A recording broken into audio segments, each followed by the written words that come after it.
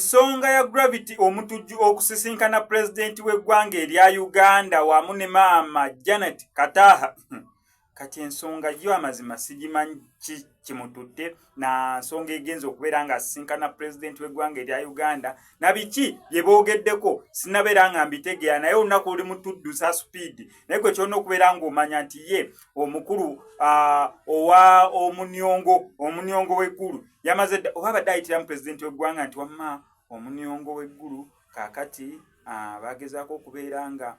omukadde Mugerwa kagezaako okubeera nga simanyi kyabadde amunnyonnyola naye kyonna kyonna kyamunnyonnyodde kimanyi tugenda beera nga tulufuna oluvannyuma wanaavaayo n'asisinkana liripaza gujja beera guggwa bugwe buli kimu kye bayogeddeko tujja beera nga tukimanya akasajja bagezaako nnyo okubeera nga bakakuba bakazze wansi naye kalemeddeko njogera kwani ku Gravity omutujju eyo nga tuvuddeyo wa Gravity omutujju olunaku olwaleero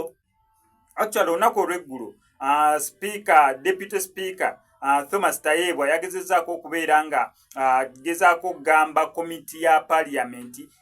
n'aba Human Rights okubeera nga bagenda batunule mu nsonga ya Dr. Kizza Besigye bwe baasiba neera gyali eruzira so mu kubeera nga agezaako okubeera nga abawa tip okubeera nga bagendayo balabe exactly kyekiri mu kubeera nga kigenda mu maaso olunaku olwayo basobodde okubeera nga basitukiramu era bw'atyo ne looya w'endabyekawo Erias Lukwago besitudde bagende